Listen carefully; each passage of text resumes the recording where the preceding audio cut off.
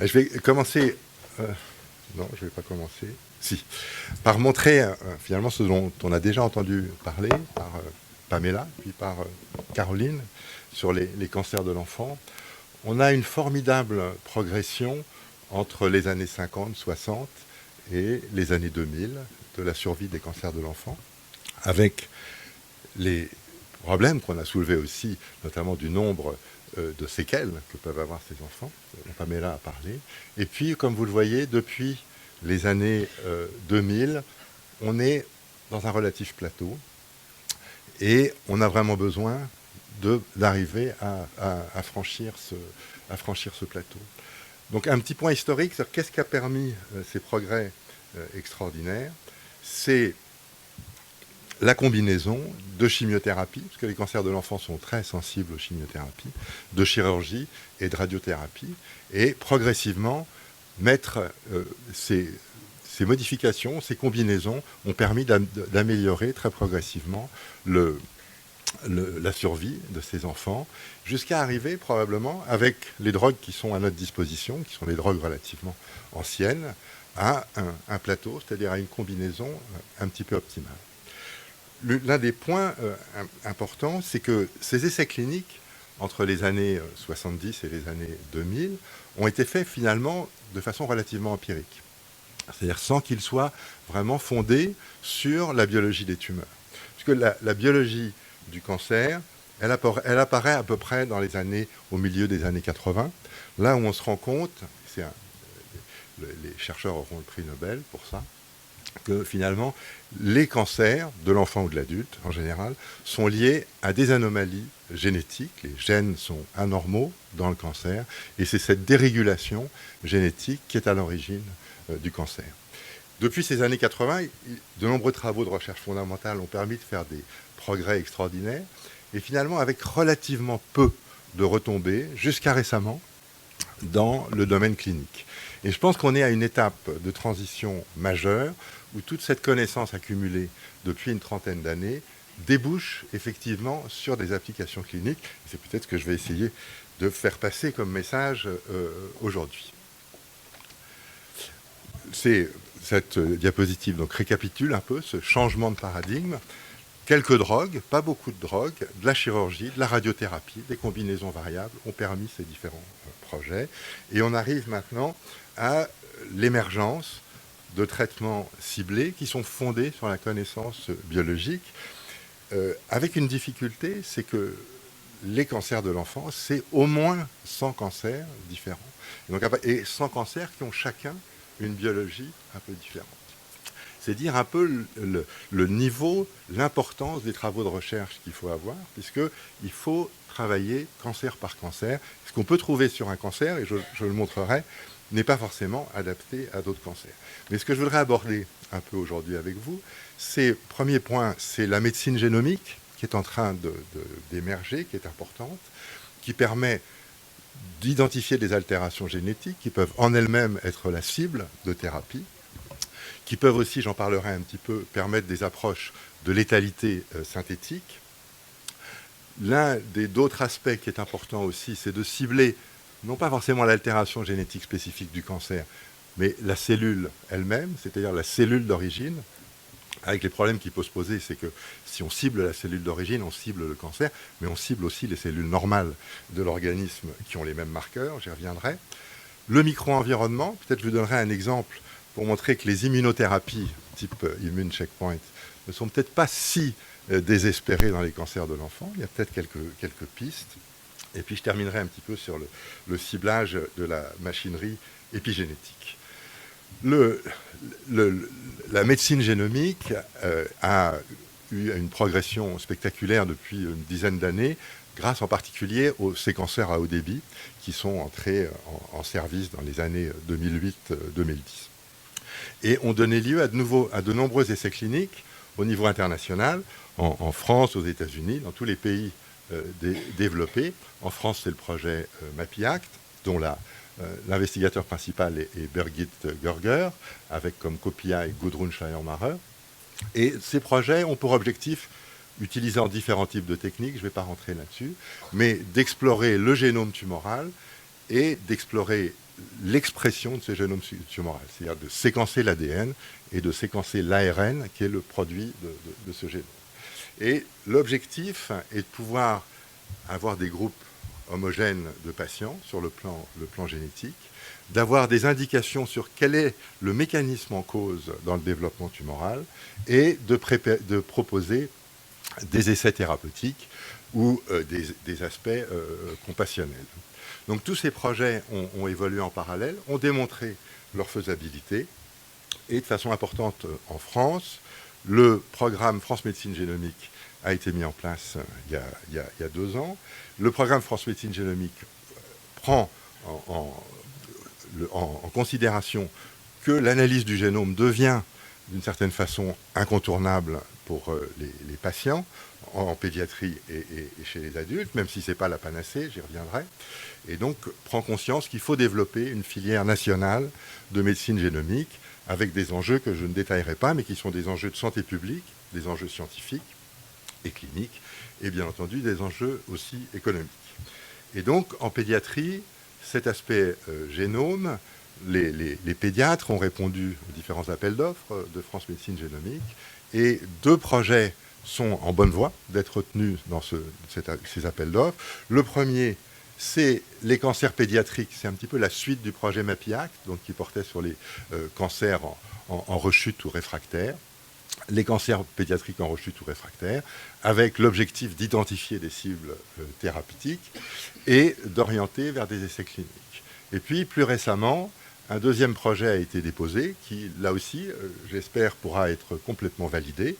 Les premières indications montrent que France Médecine Génomique est intéressée. Et donc, aura pour but d'effectuer un séquençage systématique de tous les cancers de l'enfant, avec différents objectifs.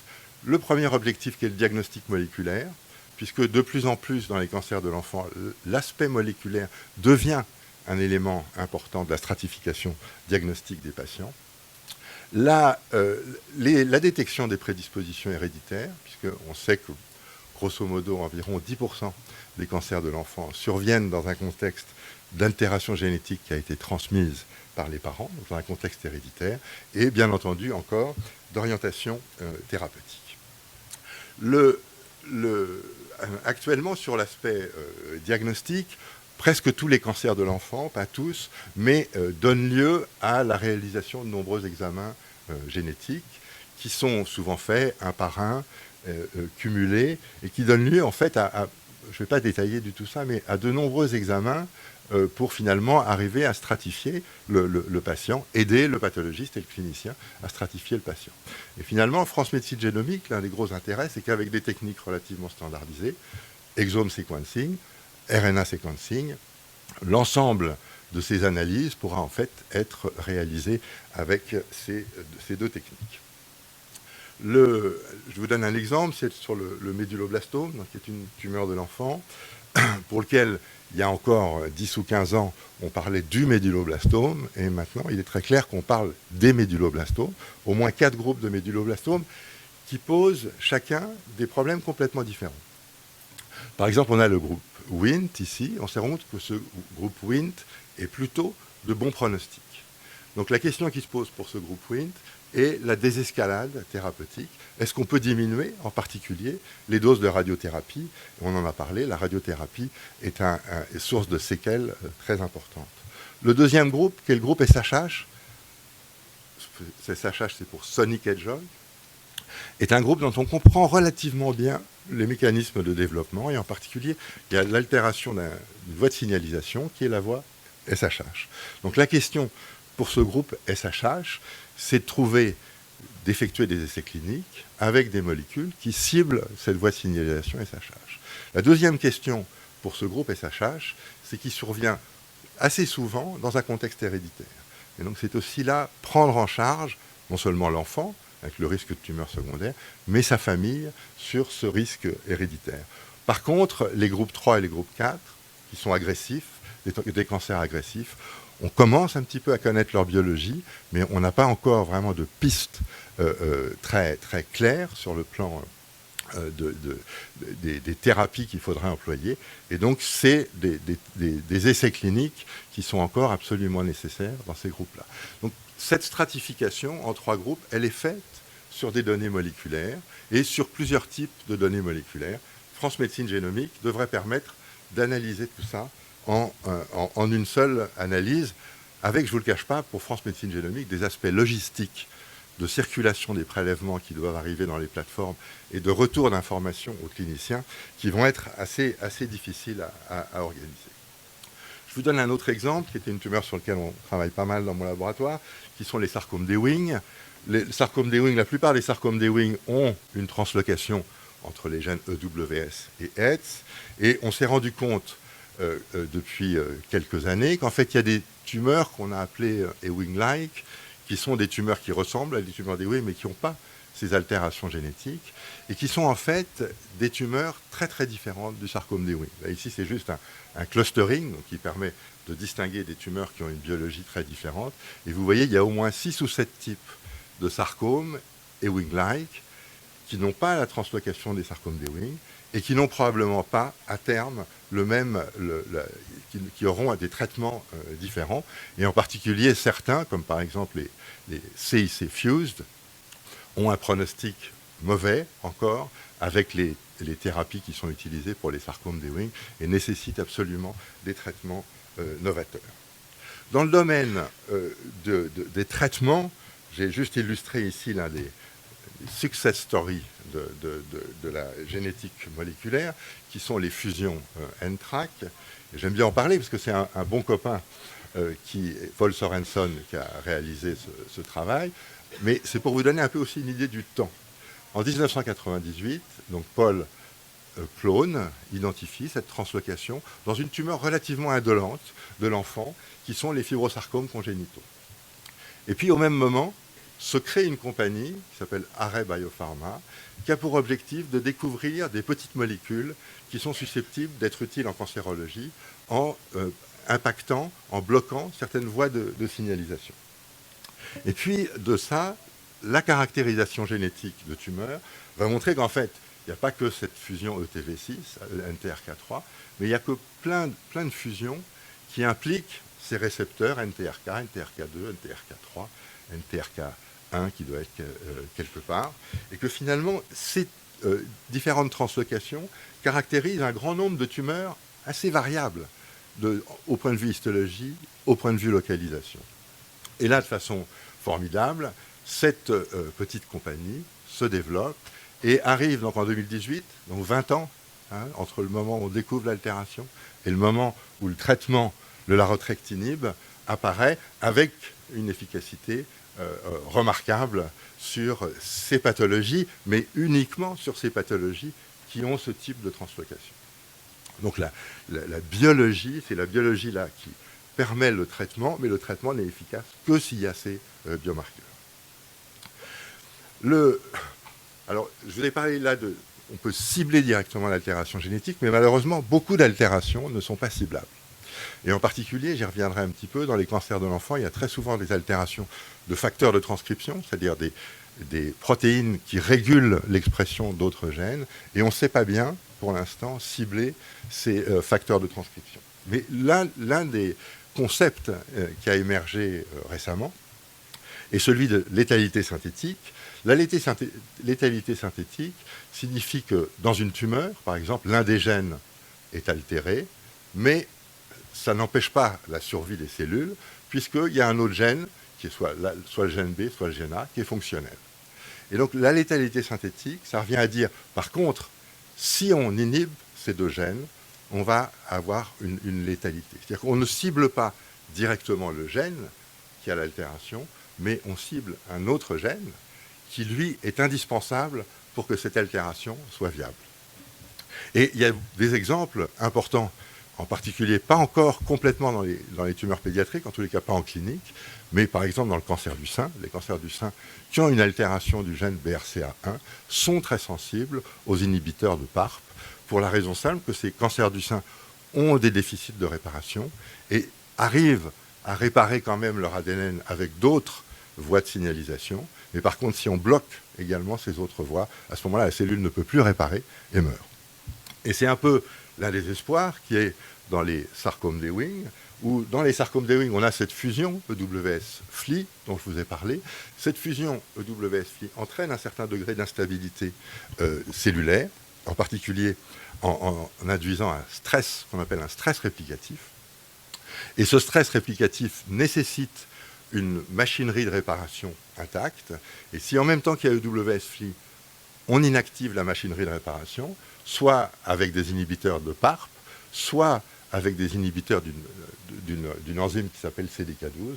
À ce moment-là, pour l'instant, encore in vitro, les essais cliniques sur le loparib n'ont pas l'air d'être très très convaincants, mais si vous parlez du principe de cette létalité statistique, où on ne cible pas directement l'altération, mais on cible ce qui est nécessaire pour que cette altération soit viable. Je vous ai dit, donc là on cible sur des aspects fonctionnels génétiques, cibler la cellule d'origine, ça on a commencé à le faire. Il y a des choses formidables qui sont en cours, en ciblant par des anticorps. J'ai présenté par exemple les anti-GD2 dans le neuroblastome, qui apportent indéniablement un plus aux approches de chimiothérapie. Les anti-CD20 et de nombreux autres dans des hémopathies malignes. Là, la question qui a été déjà évoquée, c'est qu'on cible la cellule, on cible la cellule tumorale, mais on cible aussi les cellules normales qui peuvent être là, d'où par exemple dans le neuroblastome des problèmes neurologiques et des douleurs nerveuses qui peuvent être très invalidantes pour les enfants. Là aussi, dans ce ciblage de la cellule d'origine, il y a une success story importante, et je vous ai aussi remis un peu le time frame. Hein. Le principe des CAR-T, il est en 89, 86 même, 86. Hein, la première fois où quelqu'un a l'idée de modifier des cellules T en leur mettant un anticorps pour qu'ils puissent reconnaître des cellules tumorales, donc idée intelligente. Et vous voyez le temps avant que vraiment ça apparaisse en clinique et que ça montre une efficacité extraordinaire en clinique. J'insiste là-dessus parce que c'est peut-être le thème de mon propos, mais l'importance de la recherche fondamentale pour trouver des concepts qui vont être importants, et puis l'importance aussi d'accélérer ce passage de la recherche fondamentale vers la recherche clinique. Je ne décrirai pas trop les CAR-T-cells, puisqu'il y a eu une session dédiée aux CAR-T ce matin, mais le principe juste est d'isoler les cellules T, donc immunitaires, du patient, in vitro, de leur faire exprimer un anticorps qui va reconnaître quelque chose sur les cellules tumorales, puis de les réinjecter. Et donc ces cellules immunitaires sont complètement armées après pour aller reconnaître spécifiquement les cellules qui expriment l'antigène considéré. Là encore, on n'est pas spécifique, et on cible les cellules tumorales, mais on cible aussi les cellules non tumorales. Et c'est l'un des effets secondaires importants de ces CAR-T-cells, c'est de cibler finalement l'ensemble des lymphocytes B, parce que les lymphocytes B expriment ces CD19. Donc les résultats des CAR-T sont très très prometteurs dans les leucémies aiguës lymphoblastiques. Et puis, de nombreux laboratoires dans le monde développent des approches CAR-T sur d'autres types d'antigènes qui seraient exprimés par les cellules tumorales, avec une difficulté actuelle encore pour les tumeurs solides, qui est une double difficulté peut-être. C'est d'une part permettre aux cellules lymphocytaires, donc aux CAR-T, de pénétrer dans la tumeur pour aller reconnaître leur cible sur une tumeur solide. On imagine, c'est plus facile sur une tumeur liquide. Et puis l'autre difficulté, c'est de trouver un antigène qui soit porté par les cellules tumorales, mais dont le ciblage n'altère pas trop les cellules normales, puisque, encore une fois, on est dans quelque chose qui n'est pas spécifique strictement de la tumeur, on est dans quelque chose qui est plus large. Un petit exemple sur l'immunothérapie, donc le travail du groupe de Franck Bourdeau et avec Josh Waterfall et Eliane Piaggio, qui est une tumeur de l'enfant extrêmement agressive. Vous voyez que là, on est encore très très loin des courbes de survie que je vous montrais au début, c'est-à-dire qu'on est encore à 20 ou 30% de survie à long terme pour ces enfants. C'est des tumeurs qui peuvent toucher différents différentes parties de l'organisme, système nerveux central, foie, rein. Et c'est des tumeurs qui sont génétiquement extrêmement simples. C'est une découverte qui a été faite dans mon laboratoire il y a maintenant, vous voyez encore, plus de 20 ans. Il y a seulement un gène, principalement, qui est altéré, qui est ce gène qui s'appelle SMARCB1. Et le produit de ce gène SMARCB1 n'existe pas. Et vous voyez que la protéine dans les cellules tumorales est complètement absente, alors qu'elle est présente dans les cellules normales. Ces tumeurs ont très très peu d'altérations génétiques, donc ont une charge mutationnelle qui est extraordinairement faible. Et Franck a fait une observation clinique, toujours très important le lien entre la recherche clinique et la recherche plus fondamentale, une observation clinique sur un petit enfant qui avait cette énorme masse cervicale et qui a répondu de façon remarquable aux inhibiteurs de checkpoint, anti-PDL1 en l'occurrence. Malheureusement, l'enfant a rechuté, mais cette formidable régression tumorale a donné l'idée à Franck de développer un projet plus approfondi sur cette tumeur. Là encore, c'est une histoire longue, mais que je vais essayer de résumer. Il s'est rendu compte qu'en fait, dans un certain nombre de cas de tumeurs rhabdoïdes, il y avait un infiltrat lymphocytaire.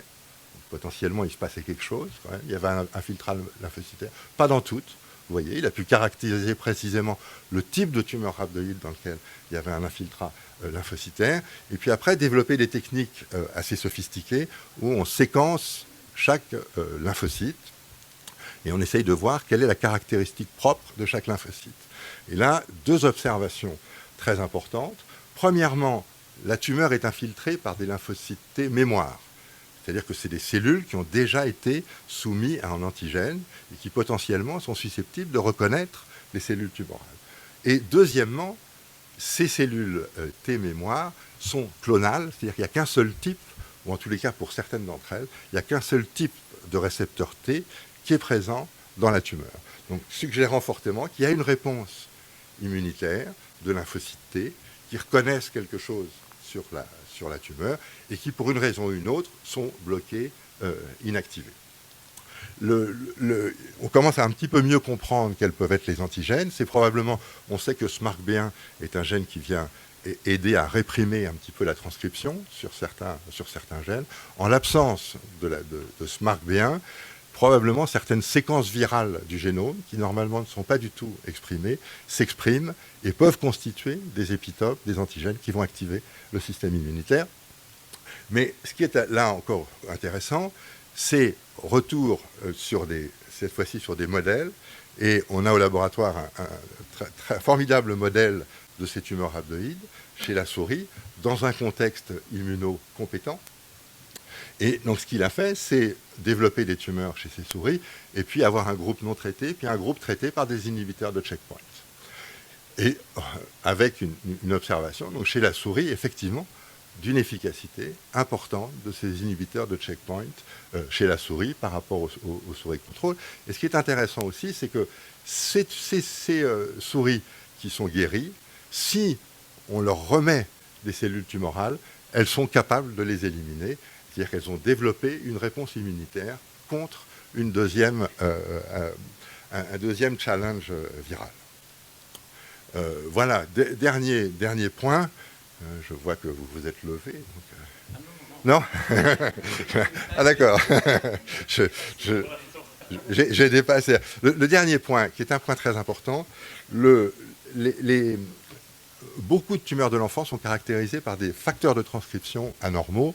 On connaît MYC dans les burkites, NMYC dans les neuroblastomes, NMYC aussi ou CMYC dans les méduloblastomes, EWS-FLI, PAX-FOXO, etc. Donc beaucoup d'altérations génétiques conduisent à des anomalies de la transcription. Le problème, c'est que, comme je vous l'ai dit, on ne sait pas bien cibler comment ces molécules en elles-mêmes. Par contre, ce qu'on essaye de cibler, c'est avec quoi elles fonctionnent. Et un facteur de transcription, il a besoin de remodeler la chromatine pour atteindre ces gènes cibles et activer ces gènes cibles. Et donc là, il y a énormément d'efforts qui sont faits, à la fois sur le plan fondamental et de la part des industriels, pour développer des molécules qui vont permettre d'atteindre ce repliement de la chromatine à différents niveaux. On connaît bien les inhibiteurs des bromodomènes, on connaît les inhibiteurs de histone méthyltransférase arrivent, les inhibiteurs d'histone déacétylase arrive, etc. Donc vous voyez, on a toute une cascade d'enzymes que là, on peut cibler. Et ce qui est intéressant, c'est que les enzymes, elles ont toujours une poche active et que ça, quelque part, on sait faire d'arriver à bloquer une poche active pour bloquer la fonction d'une enzyme. Voilà, je vais peut-être m'arrêter là. Donc, je crois qu'on est dans une période extraordinaire parce qu'on a toutes ces voies qui s'ouvrent, qui sont là. On a une base de connaissances très importante sur les tumeurs pédiatriques. Et je pense que l'absence de succès ou l'absence d'application qu'on a eu de la recherche fondamentale ces 20 ou 30 dernières années, on y est. C'est là maintenant qu'elle arrive. Voilà. Et puis pour terminer, je voudrais remercier mon équipe à Curie. Donc ce qu'on essaye à Curie, c'est d'avoir ensemble là les soins et la recherche pour aller le plus vite possible de l'un vers l'autre. Voilà. Je vous remercie de votre attention. Merci Olivier pour cette conf avec beaucoup d'espoir thérapeutique, je pense, pour les prochaines années. Ça ouvre énormément de pistes et avec des médicaments qui seront probablement ceux de demain, grâce d'ailleurs à ton travail. Donc, est-ce qu'il y a des questions dans la salle ?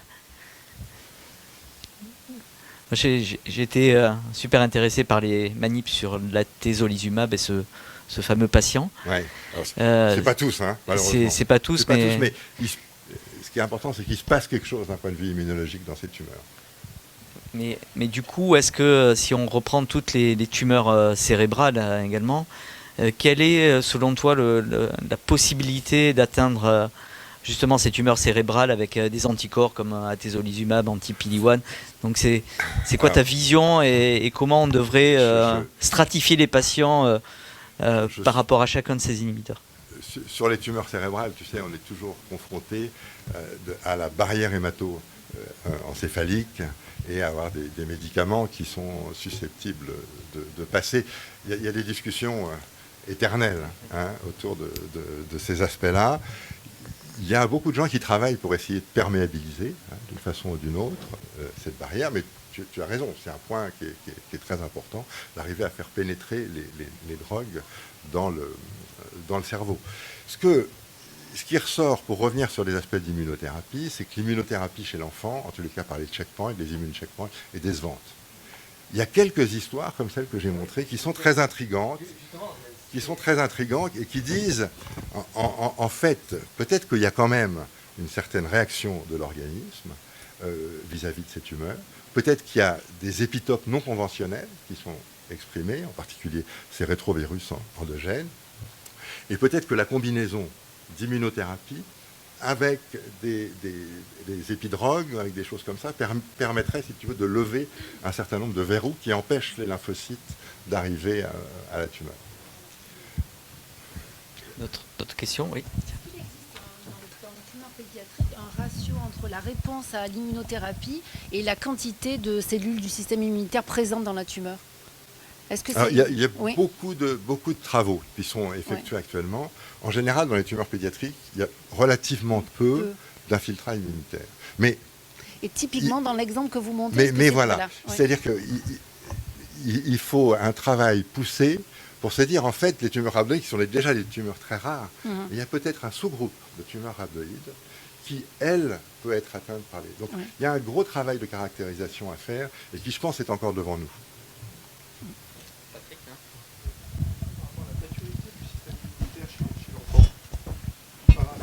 Finalement, chez les adultes où finalement le système immunitaire a tendance à ralentir et finalement à oublier la tumeur et finalement qui va ressortir. Chez les enfants, c'est quand même un système qui est plutôt actif, très jeune. Et donc du coup, là, c'est pas tout à fait les mêmes systèmes qui sont mis en place par le cancer pour échapper justement au système immunitaire. Alors c'est une question majeure que vous posez. C'est qu'effectivement, le système immunitaire de l'enfant n'est pas celui de l'adulte. Je serais bien incapable de vous répondre plus précisément, mais je crois que c'est très important dans les prochains projets de recherche, un peu comme je l'ai souligné pour le projet de Franck avec Eliane et Josh, de pouvoir regrouper des gens qui viennent d'horizons différents, et en particulier des immunologistes, parce que c'est eux qui vont connaître ça, et qui vont permettre de nous guider sur les caractéristiques propres du système immunitaire de l'enfant.